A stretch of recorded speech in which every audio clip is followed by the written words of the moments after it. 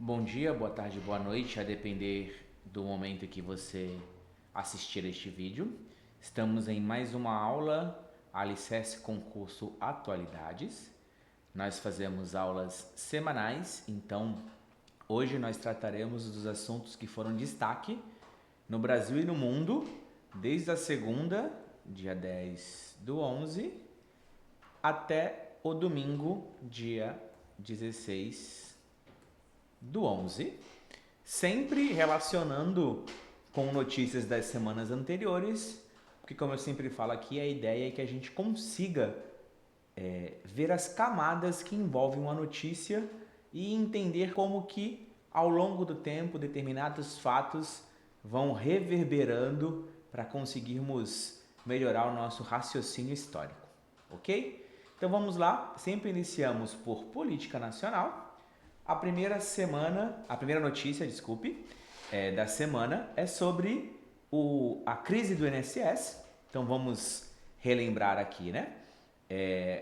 Este ano a PF começou a apurar um enorme escândalo de corrupção envolvendo o INSS, que basicamente o que trata esse esquema? Empréstimos e filiações que eram feitas em nomes dos segurados do INSS sem a sua autorização. Então, os corruptores, eles agiam com altos quadros do INSS, enviavam filiações sem a aprovação dos aposentados e a pessoa ali ela começava a pagar mensalidades por estar filiado a uma cooperativa, a um suposto convênio médico, a um suposto sindicato específico de diversos setores, ok? Então isso vem ocorrendo, virou um grande escândalo nacional, afetou muito a popularidade do governo Lula mais para o início do ano, ali entre março e abril principalmente. Foi instalada uma CPMI envolvendo esta questão e agora o ex-presidente do INSS foi preso. O nome dele é Alessandro Stefanuto. Ele ocupou dois cargos de grande poder dentro do INSS. Primeiro ele foi procurador, depois ele foi presidente do INSS. É uma decisão do STF. Essa questão vem sendo investigada já na mais alta corte do país. E a prisão se faz necessária em prisões preventivas porque é necessário que essa pessoa ela não haja para impedir a investigação. E os indícios é de que ele recebia uma propina mensal de cerca de 250 mil reais. Pô, professor, 250 mil reais é muito, né? A gente está acostumado a falar em outros esquemas de corrupção e não chega tanto. Mais de milhões por ano para uma única pessoa que tem envolvida no esquema? Sim, porque o esquema é gigantesco. No último ano, estima-se que a fraude pode ter alcançado mais de 2 bilhões de reais. Né? Então, só para você ver o esquema escandaloso que começou possivelmente por volta de 2019, talvez até antes, mas os indícios são de 2019 e foi crescendo ano a ano de uma maneira muito vertiginosa, né? A gente chama até de uma progressão geométrica, né? Que vai 2, 4, 8, 16, né? Aumenta muito rapidamente, principalmente entre 2022, 2023 e 2024, ou seja, o último ano do governo anterior e os 2 primeiros anos do atual governo. Então é um esquema que perpassou governos. Especialistas dizem que esquemas como esse, infelizmente, sempre foram comuns. A corrupção ela é algo muito associada ao Estado no Brasil e em diversos outros lugares do mundo, mas não nesse nível, não em patamares tão altos assim. E como ela transpassou o governo, a gente entende que havia um esquema dentro do próprio INSS. Quando o novo governo assumiu, mudou alguns quadros, como o próprio, por exemplo, Alessandro Stefanuto. Ele é da base de apoio do governo Lula, do PDT. O PDT, historicamente, ocupa ministérios do trabalho, da previdência social, algumas secretarias ligadas ao mundo sindical, dada a inserção que o partido tem via Força Sindical, que é uma central sindical muito ligada ao PDT, tá? Então, este quadro ele assumiu, o esquema já estava ocorrendo, mas ele elevou a padrões muito maiores, né? E como é que isso foi descoberto? Os segurados viam lá no seu Olerite esses descontos, falavam, pô, eu não fiz esse desconto, vou ligar para o INSS denunciando isso. Ele fazia essa denúncia, mas os altos dirigentes não levavam essas denúncias à frente.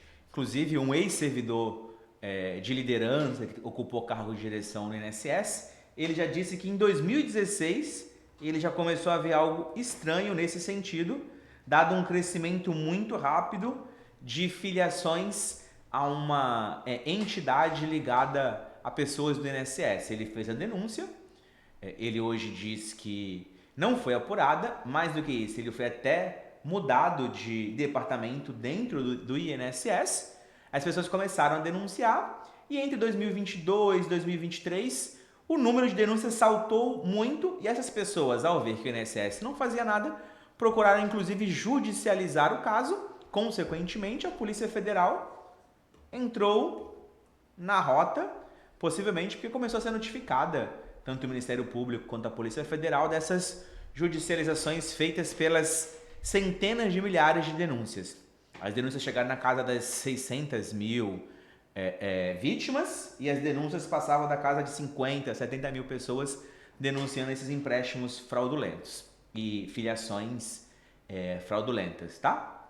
Então a última etapa disso é a prisão do Alessandro Stefanuto, mas é importante dizer que o esquema vai muito além disso, né? A gente já sabe, por exemplo, que no governo anterior foram se alterando as portarias do INSS, facilitando esse tipo de filiação, né? Antes havia um esquema maior, como por exemplo conferência de assinatura, ligar para o segurado para ver se ele tinha feito aquela filiação ou não. Obviamente que não vai ligar para todo mundo, nós estamos falando de milhões de segurados do INSS, mas normalmente em casos como esse você tem cálculos que você faz, né? A cada número X de filiações você liga para uma pessoa para fazer esse teste para ver se não há indícios de corrupção. E a parte do INSS era justamente de não fazer esses testes, de facilitar essas filiações fraudulentas e não levar adiante essas denúncias, mas ficaram com um olho muito grande na corrupção, alcançou um esquema muito grande e agora eles estão sendo denunciados e presos, mas o esquema envolvia com toda certeza altos gestores do INSS, não por menos chegou lá no topo da pirâmide do INSS, que é a presidência do órgão, tá?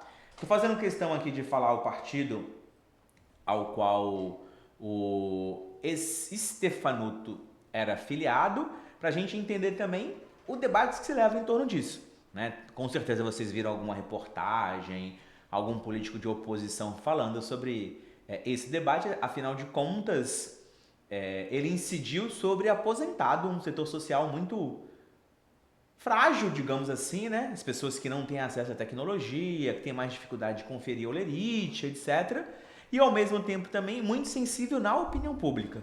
Então esse debate dominou a opinião pública ali em março, abril, maio, e a gente tem sempre que não tirar do horizonte que essa opinião pública reflete na popularidade, seja aumentando, caso as pessoas entendam que o governo Lula fez uma boa gestão dessa crise, seja diminuindo ao entenderem que não aconteceu essa boa gestão. Então é muito importante a gente configurar o ano que começou o esquema, quando ele aumentou, e ele aumentou muito já nos governos Lula, 23 e 24, como que ele foi denunciado e quem está sendo indiciado e preso ao longo deste processo, para a gente dar a César o que é de César, dar a César o que é de César no sentido do que aconteceu no governo anterior e dar a César do que é de César do que está acontecendo neste governo, o governo anterior Bolsonaro, atual governo Lula, e talvez a gente até consiga recuar lá para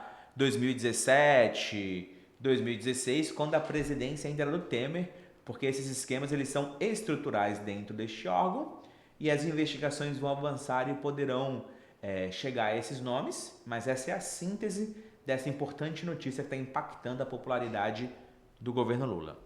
Avançamos. Outra notícia muito importante porque ela transcende apenas o correio e entra no debate estratégico econômico de como um governo deve se portar, se ele deve apoiar ou não estatais, se sim, em quais setores, se não, se privatiza todas elas ou se há alguma estatal estratégica que não pode ser privatizada. Esse é um debate que acontece muito. A esquerda tem uma visão mais estatizante, que deve ter alguns estatais centrais para a economia e que devem pertencer ao Estado. A direita tem uma visão mais privatizante. É importante a gente já colocar o alicerce desse debate para entendermos melhor a notícia. Tá? Inclusive os Correios, quando o ministro da Economia do governo Bolsonaro ele assumiu, o Paulo Guedes, ele fez um plano de privatização, que era para privatizar várias estatais, e o Correio estava nessa liderança, mas acabou que o Correio em si não foi estatizado, foram estatizados outros setores, mas não o Correio. E aí, então, desde que o governo Lula assumiu, dentro desse discurso mais estatizante, ele teve que retomar alguns papéis. Então, por exemplo, voltou a ter concurso para os Correios, coisa que não tinha há muito tempo. Voltou a tentar melhorar a estrutura dos Correios, porque o governo Lula entende que é importante ter isso. E, consequentemente, não se conseguiu aumentar o papel dos Correios dentro do setor de entregas, cartas e... Então, lembrando que dentro desse processo de privatização no Brasil e no mundo, mas vamos ficar aqui focado no Brasil, ao longo dos anos 90, vários setores econômicos nem tinham como ter empresas privadas porque havia um monopólio estatal. Há dois exemplos, o próprio Correios e a Petrobras. Ao longo dos anos 90, esse monopólio estatal foi sendo retirado. O que significa dizer isso? Significa que a gente continuaria tendo estatais, Correios e Petrobras, nesses dois exemplos que eu estou dando aqui, mas ao mesmo tempo empresas privadas poderiam ingressar neste mercado. Então, por exemplo, a gente tem aí a Shell, a gente tem tantas outras multinacionais gigantescas do ponto de vista de petróleo nessa área, e na área de entrega de cartas a gente tem aí o FedEx, tem hoje em dia Mercado Livre, temos DHL, tem várias empresas do mercado. Né? Então o Correio não tem mais esse monopólio, mas ao mesmo tempo também, dada essa função social que uma empresa estatal tem, algumas fatias não são interessantes. O Brasil é um país gigantesco, um país em que vários municípios são pequenos e que uma empresa privada simplesmente pode falar, não vou até aquele local entregar cartas, né, que é um setor muito deficitário dentro deste mercado. E o Correios é obrigado a fazer esse papel social deste processo. Né? Então, dado todo esse contexto, o Correios acabou aumentando muito a sua dívida. Então, a gente tinha crescentes dívidas desde 2022, chegando em 2025 a um rombo de 10 bilhões, e isso pode chegar a 70 bilhões no prazo de 5 anos. Principalmente por quê?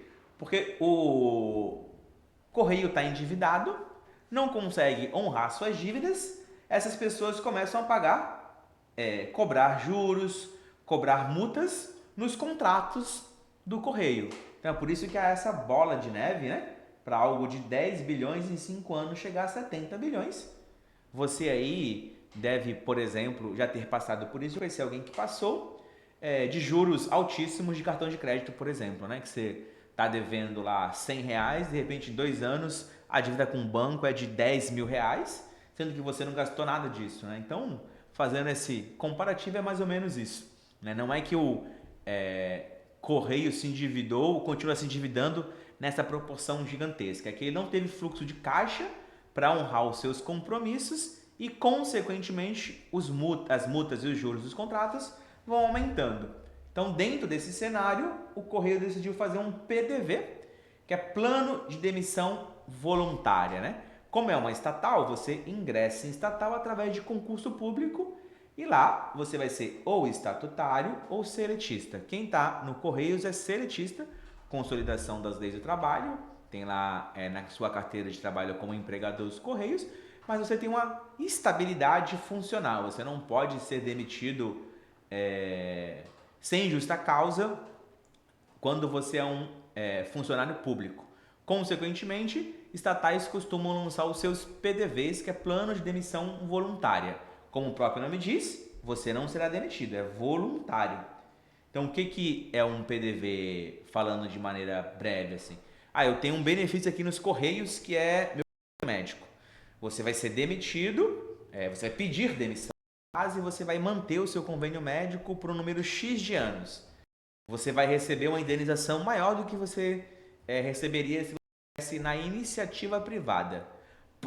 Para a empresa, você deixa de arcar com este salário ao longo de toda a vida funcional da pessoa, e para a pessoa ela tem um dinheiro maior do que ela teria no seu salário do mês, então há um incentivo para esse PDV, né? Mas o governo quer ir um pouquinho além, para dar uma racionalidade a este processo. Estudos estão sendo feitos para entender aonde tem mais funcionários do que a demanda justifica ter. Consequentemente, há um excesso de pessoas, né? Então, naqueles locais, o PDV vai ser incentivado mais para se adequar minimamente a este mercado e os Correios continuar sendo uma empresa minimamente saudável do ponto de vista financeiro, tendo em vista que pro governo Lula não está no horizonte privatizar. É óbvio que pode vir um outro governo de direita ano que vem e a pauta da privatização ganhar espaço, mas não é o que está acontecendo agora. Então vai ter esse estudo para ver quais locais estão dando mais prejuízo, quais locais têm mais funcionários do que demanda, quais locais têm 4 agências e poderia ter 2, para dar uma racionalização maior deste processo. Mas o governo quer fazer isso também porque pega muito mal na opinião pública empresas públicas darem esse prejuízo gigantesco, mesmo que você argumente que elas têm uma função social. Porque se você privatiza os Correios, a empresa privada não vai entregar carta em uma parte considerável dos municípios brasileiros, principalmente os menores. Essas pessoas vão ficar sem se comunicar com o mundo, sem receber, por exemplo, um cartão de crédito, sem receber uma multa de trânsito, etc., que hoje é um serviço realizado pelo Correio, não vai. Então a gente também tem aí uma função social a ser desenvolvida, a ser praticada, e o governo Lula, então, por causa disso, entende que não deve ser privatizado. Outro governo pode entender que vai ser privatizado e faz uma licitação para única e exclusivamente esse tipo de serviço nessas cidades, porque seria mais econômico. Então aqui o debate é só você entender os argumentos prós e contras de um lado e de outro para compreender melhor a notícia. Avançando, essa com toda certeza você viu, foi assustador, né? Quando a gente via as imagens na televisão do tamanho da explosão, parecia cenário de guerra. Até porque a gente teve ao vivo, né? Ao vivo não, mas o momento exato em que ocorreu a explosão. Uma câmera da rua em que ocorreu a explosão conseguiu filmar este processo e foi uma explosão gigantesca, né? Que aconteceu na Zona Leste, que levou a óbito uma pessoa, né? O Adir de Oliveira Mariano, mas que causou estragos num raio de até 150 metros, né? Então, a epicentro da explosão foi aqui, num raio de até 150 metros, o que vai dar um diâmetro de cerca de 300 metros entre uma ponta e outra da explosão. Houve imóveis residenciais e comerciais ou carros na rua danificados, né? 23 imóveis, então, tiveram algum risco estrutural, ou seja, podem vir a desabar se nada for feito, e por isso eles foram interditados totalmente ou parcialmente. Felizmente, a única vítima foi o próprio Adir. Nós sabemos que ele morava ali com a família, mas a família, esposa e filhos não estavam no lugar. O Adir ele tinha o hobby de soltar balão, né? Um hobby que inclusive é proibido, pela legislação brasileira e, por causa disso, ele já tinha sido indiciado 2 vezes por crime de soltar balão. Num processo ele foi inocentado, no outro ele ainda estava sendo julgado por esse crime. O processo não havia transitado em julgado, mesmo tendo mais de 10 anos do processo. Um era de 2012, outro era de 2013. Infelizmente, como em tantos outros casos, a justiça é muito lenta e essa pessoa continuou aí a praticar o seu crime. Por exemplo, hoje a gente já sabe que possivelmente, além de estocar pólvora, fogos de artifício, etc., para utilizar no seu hobby, ele também fabricava pólvora em casa. Então, sem todos os equipamentos de segurança, sem todas as lógicas de segurança de um espaço que faz isso, sem qualquer aprovação de qualquer órgão público, ele continuava ali fazendo isso, e no manuseio ou na fabricação da pólvora fez algo errado e acabou causando uma explosão que tirou a sua vida e danificou diversos imóveis na região. Essas pessoas, inclusive, já foram notificadas pela prefeitura que elas devem imediatamente começar reformas nos seus imóveis, o que gera todo um debate também, né? E quem vai arcar com essas reformas, essas pessoas, sendo que elas não foram culpadas, né? Então, isso com certeza vai continuar repercutindo, porque essas pessoas podem pedir indenização ao Estado, tendo em vista que era obrigação do Estado fiscalizar esse tipo de coisa e não houve essa fiscalização, ok? Então a gente aqui encerra a política nacional e avançamos para economia. Temos sempre falado de inflação, de crescimento econômico, etc. É importante a gente construir um raciocínio ao longo do ano desses fatores, porque eles vão continuar dominando o cenário sobre economia. É super comum isso. Então a inflação perde força e registra a menor taxa para outubro em 27 anos. Então vamos contextualizar. A inflação ela vem caindo no Brasil ao longo de todo o ano. A gente teve ali um pico de inflação, principalmente devido ao aumento do preço de alimentação no ano passado, e desde então a inflação vem caindo. Já debati com vocês, por exemplo, que o terceiro governo Lula possivelmente terá a menor inflação para um governo no século, ou seja, desde do segundo governo Fernando Henrique Cardoso, né? Então esse dado vem demonstrar um pouco isso. Consequentemente, a inflação fechou outubro nos últimos 12 meses em 4,68, acima da meta de inflação do Banco Central. Então vamos lá frisar isso que é importante vocês saberem. A meta de inflação é 3%, ela pode ficar 1,5% acima, 1,5% abaixo. Então o teto vai de 4,5% até 1,5%.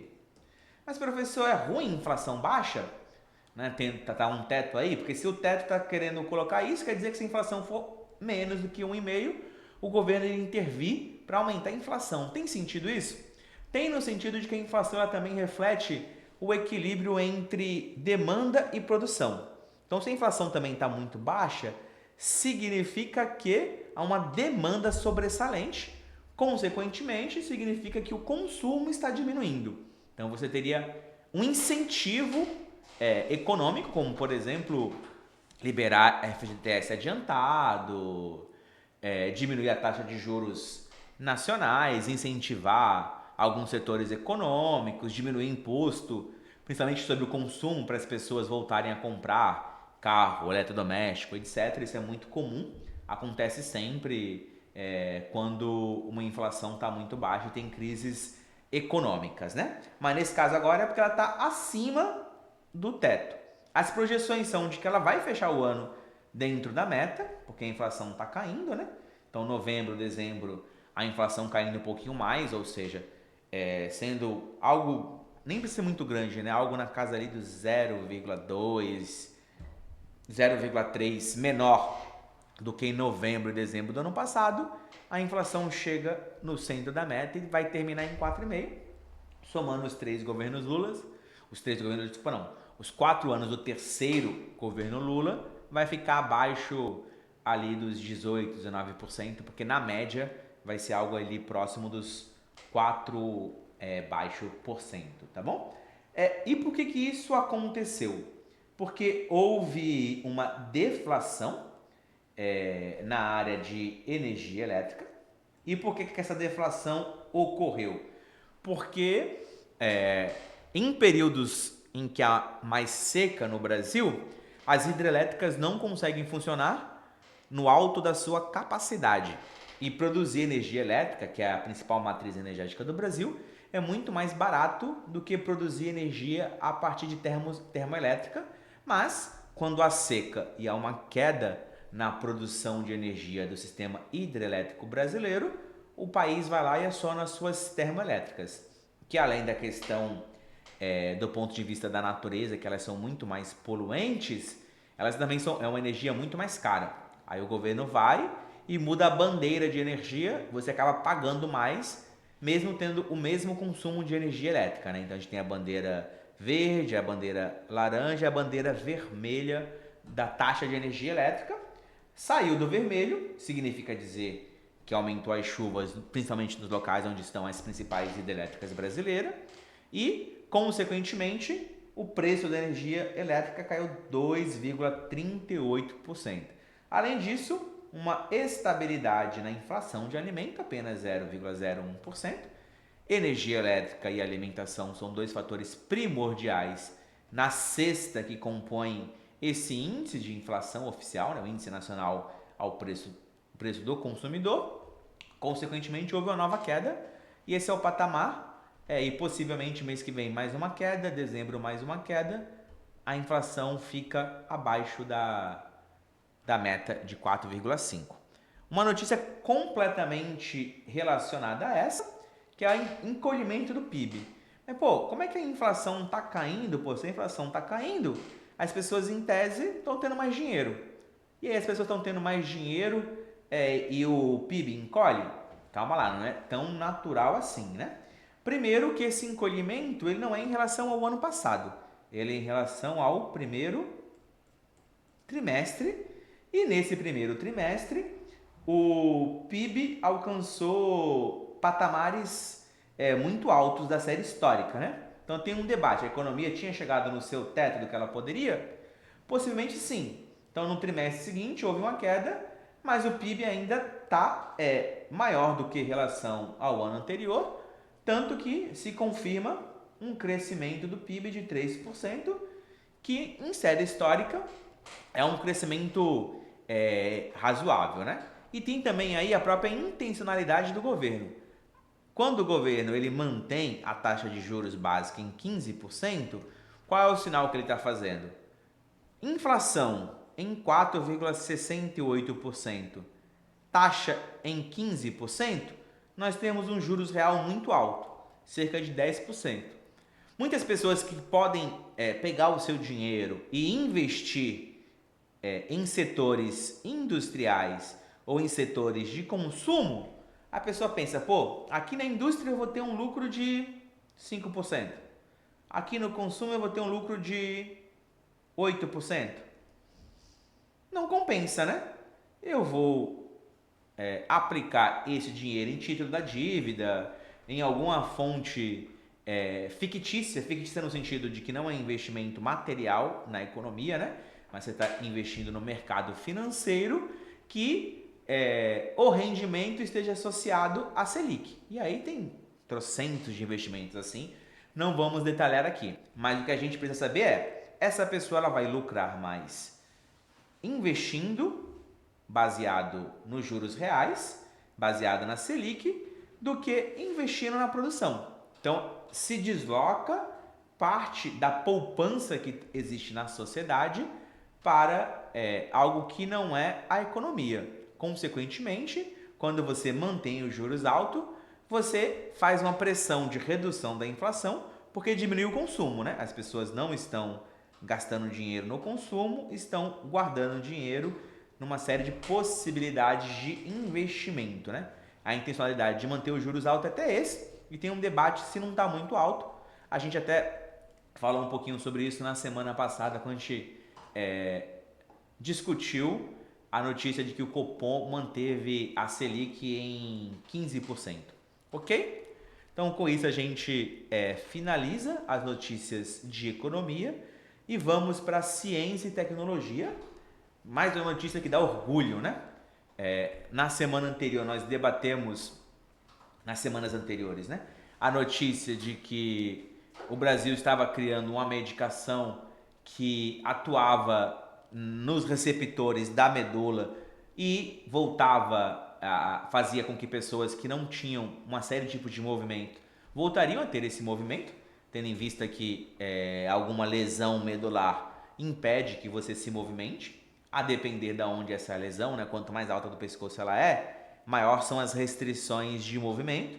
Quanto mais baixa dentro da coluna, desde a L1, né, mais abaixo, menor é o tipo de restrição de movimento que você tem. E agora a gente tem uma outra notícia sensacional, uma pesquisadora brasileira, ela desenvolve a sua pesquisa no Baylor College of Medicine, dos Estados Unidos, criou uma caneta que consegue detectar o câncer, né?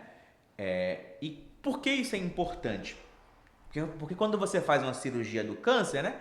Você vai lá e faz a biópsia. Essa biópsia determina se você tem um câncer benigno, se você tem um câncer maligno, qual o estágio desse teu câncer e etc. E aí, muitas vezes se opta por retirar o tecido cancerígeno para que ele não continue se espalhando pelo corpo. E hoje em dia, você não sabe exatamente o limite, né? Aonde tem tecido canceroso e aonde não tem. E aí os médicos fazem lá algo que é aproximado, não é certeza, e que muitas vezes o médico acabou retirando parte de um tecido que não tinha câncer. Então imagina, por exemplo, você vai fazer uma cirurgia de algum órgão seu, você vai fazer uma cirurgia, por exemplo, do seu intestino grosso, que tem uma função fundamental na sua vida. Faz toda a diferença você manter todo o tecido que não tenha câncer, consequentemente você mantém uma parte maior deste seu órgão e melhora a sua qualidade de vida, como o contrário também, né? Não deixar nada que ainda tivesse, mesmo que em níveis muito iniciais, algum tecido com células cancerosas, porque elas podem se espalhar e aí o câncer pode alcançar outros lugares, né?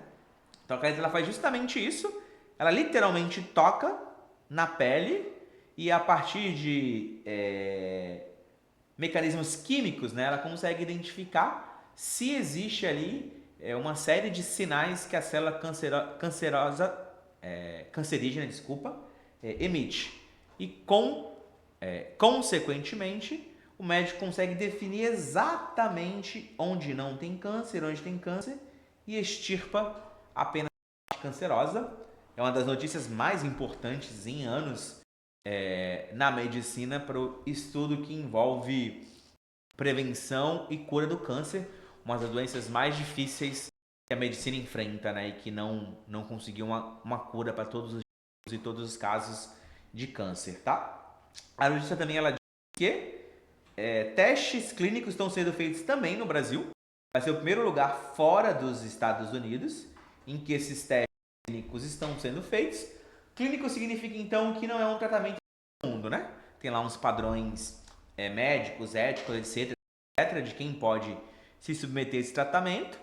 As pessoas têm um tratamento, isso vira estudo, até se ter a certificação, a garantia de que o novo tratamento é seguro e vale ser aplicado de maneira indistinta, desde que o seu médico, obviamente, entenda que você deve fazer esse tratamento, ok? Então, um viva para a médica brasileira que descobriu isso, né, pesquisadora brasileira, e que esses avanços continuem, porque o câncer é um dos principais desafios da ciência para manter a vida saudável, manter uma de vida maior. O câncer aumenta muito quanto mais velho você é.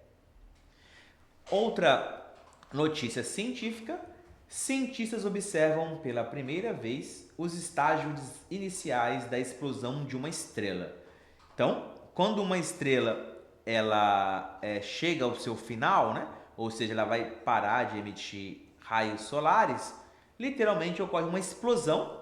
Essa explosão é chamada de supernova e a ciência quer entender isso até para entender perigos que essa explosão pode fazer, né? Então, se tiver uma explosão próxima aonde nós estamos, pode afetar o nosso planeta, né? Então, é muito importante esses estudos para se entender isso e entender também todos os processos que envolvem a estrela que permite que haja vida aqui na Terra, que é o Sol.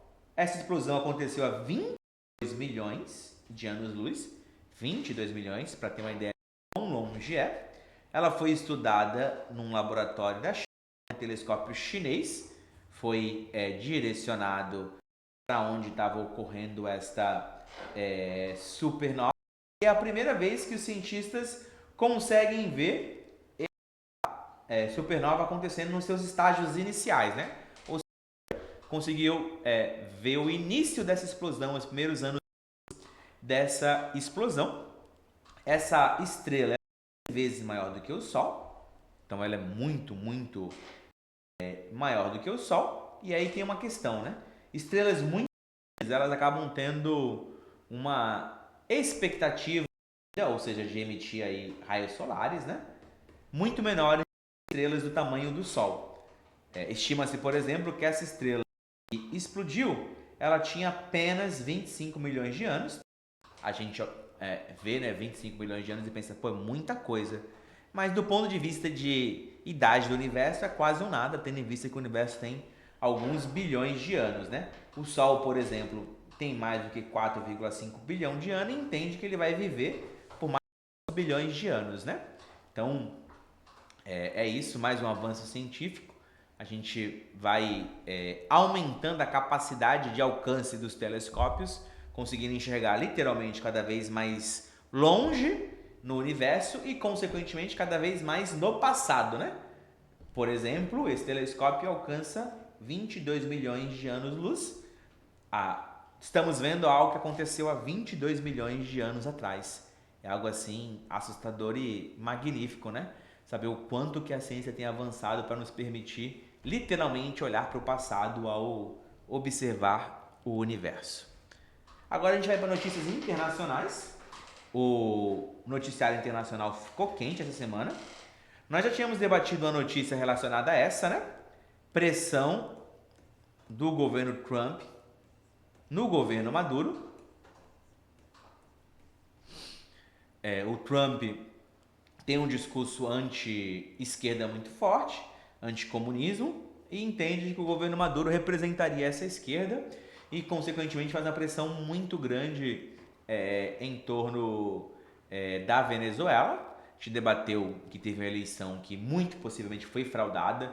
A maioria dos analistas internacionais entendem que o Maduro se reelegeu de maneira fraudulenta. Muitos países não reconhecem o governo Maduro, a legitimidade dessa eleição do Maduro, inclusive o Brasil.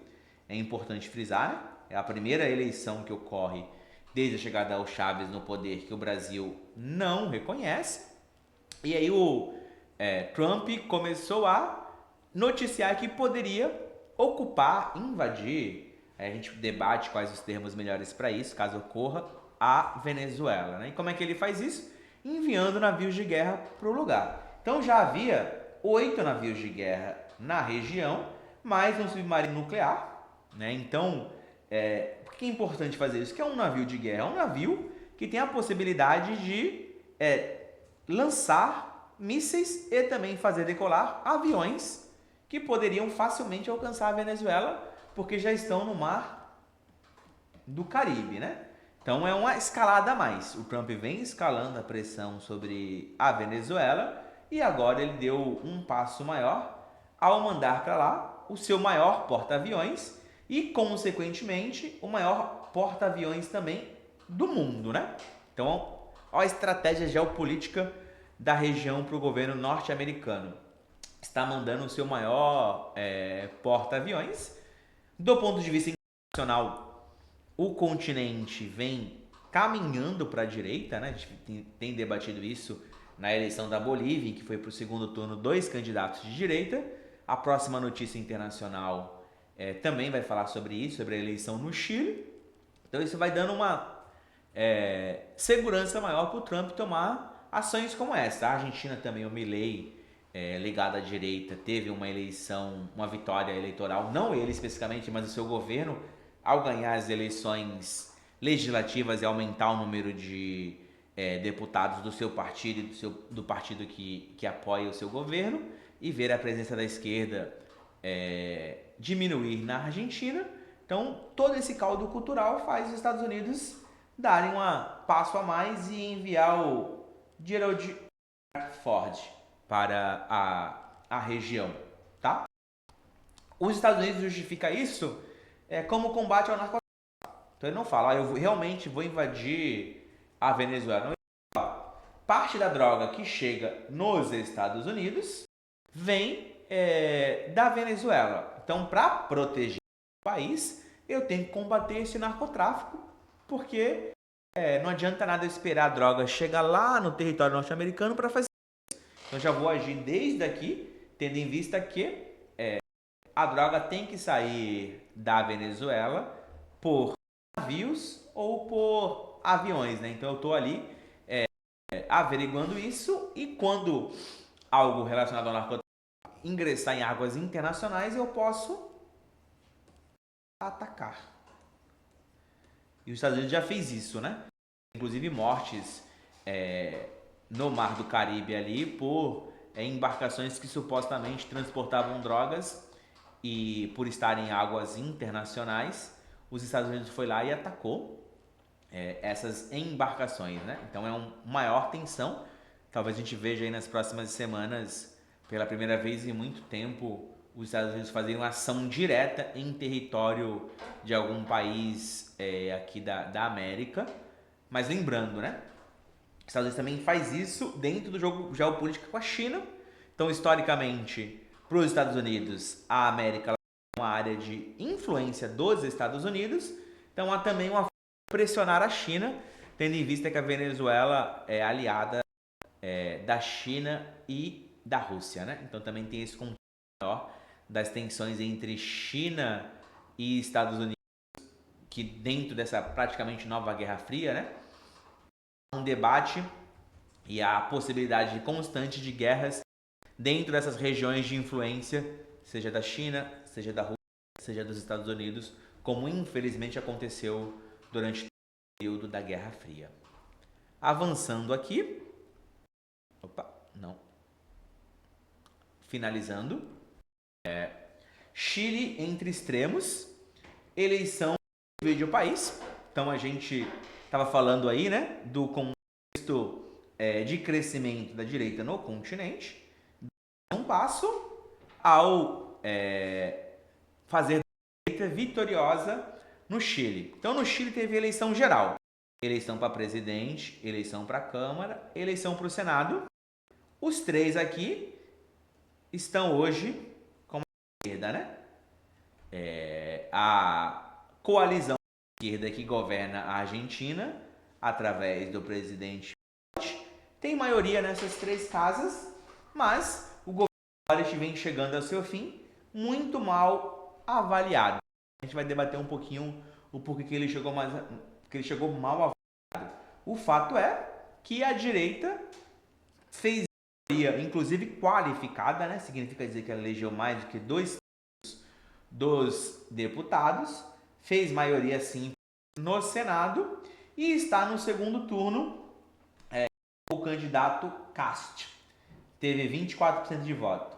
Ah, professor, mas a candidata que é ex-ministra do governo Boric, a Janete Jara, ela teve 27%, ela está na frente. Sim, ela está na frente. O que? O terceiro lugar e o quarto lugar esteve com candidatos de direita que, inclusive, já declararam apoio ao Cast, que foi o segundo. Então, pega a quantidade de votos do segundo, do terceiro e do quarto lugar, nós temos 52% dos votos, são nem votos válidos, são do total de votos.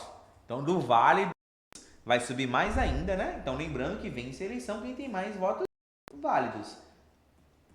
Então, a diferença hoje entre a quantidade de pessoas que votaram na direita e na esquerda é muito alta. E por que aconteceu isso? Porque houve um deslocamento da percepção pública do porquê é importante. Durante muito tempo no Chile, teve um debate, uma percepção pública do que era importante a educação, porque a educação no Chile ela está muito longe de ser 100% pública, né? Pelo contrário, por exemplo, tinha 0% de educação pública no Chile, né? Era uma das consequências da Constituição do período ditatorial do Chile, e também tinha uma questão de previdência, né? Não há previdência pública no Chile, a previdência ela foi privatizada por lá, e aí tinha todo um salários muito abaixo do salário mínimo pago aos aposentados do Chile, né? Também tinha uma percepção, uma crise no sistema de transporte público. Esse caldo cultural fez com que, desde o início dos anos 2000, sobre os governos socialistas lá no Chile, tivesse uma pressão para modificar o sistema de educação, o sistema de previdência e o sistema de transporte. Tudo isso gerou lá em 2019 movimentações gigantescas de massa no Chile, né? E tudo isso fez então com que um partido à esquerda do Partido Socialista ganhasse a eleição, que foi o Boric, que fosse aprovada uma nova Constituição, que essa nova Constituição tivesse avançado para uma série de questões consideradas de esquerda, como por exemplo aborto, como por exemplo retomar o papel do Estado na economia, como por exemplo ter educação pública em todos os níveis, voltar a uma previdência pública. Acontece que essa nova constituinte ela foi vetada. O governo Boric ele não conseguiu ter sucesso, consequentemente houve um desgaste da esquerda e ele não conseguiu fazer com que a nova Constituição fosse aprovada. Então ali, principalmente desde 2023, 2024, há uma mudança dentro do cenário da opinião pública. Começou a ser mais valorizado no Chile questões relacionadas a segurança pública / insegurança, crime organizado e imigração irregular. O crime, principalmente assassinatos no Chile, subiu bastante, por exemplo, né? Ele hoje está ali na casa de 7 mortes por 100 mil habitantes. Para padrões brasileiros é muito baixo, né? O Brasil tem mais de 20 mortes para 100 mil habitantes. Mas para padrões chilenos foi muito alto. Era algo menor do que 3, consequentemente aí nos últimos anos mais do que dobrou, né? Os assassinatos no Chile. Isso se deve ao fato de que algo que não havia no Chile, que era um crime organizado, como a gente tem no Brasil, tem na Colômbia, tem no México, etc. Ou seja, né? Organizações criminosas com nível de organização gigantesco, que domina territórios, que faz com que a sua lei chegue a esses territórios, coisa que o Chile não tinha, começou a ter. E pior ainda, né? Não há uma... pior não seria o melhor termo, porque crime organizado é pior de qualquer jeito, né? Mas enfim, é uma disputa entre o crime organizado. Não há como, por exemplo, há no estado de São Paulo, como o monopólio praticamente do crime é uma única organização criminosa. Há várias organizações criminosas disputando o poder entre elas. Quando organizações criminosas disputam o poder, os crimes explodem, né? E é isso que vem acontecendo no Chile também. E outra questão, a imigração irregular, é a imigração venezuelana. O Chile é um país muito grande territorialmente, né? Ali na costa do Pacífico. Então, a parte mais norte do Chile, ela é muito perto da Venezuela, né? Então, depois da Colômbia, na América, o Chile é o segundo país que mais tem recebido migração de refugiados, consequentemente uma migração legal, quando você ganha o status de refugiado, como também de uma imigração irregular. Venezuelanos que literalmente estão fugindo do seu país e vão para outros países de maneira até ilegal, né? Então tem aumentado muito o número de venezuelanos. E aí tem um debate em que a direita diz que essa imigração deve ser controlada, né? No geral, a direita não contrário à total imigração, mas tem um debate nacionalista maior e é contra uma liberação maior da imigração. E a esquerda é mais favorável, entendendo que as pessoas elas não têm uma pátria única, né? Então, como a imigração tem causado um sentimento ruim de desemprego, de aumento da insegurança no Chile, a direita ganhou este processo. E eu fiz questão de destacar isso para a gente pensar na eleição do ano que vem no Brasil, né?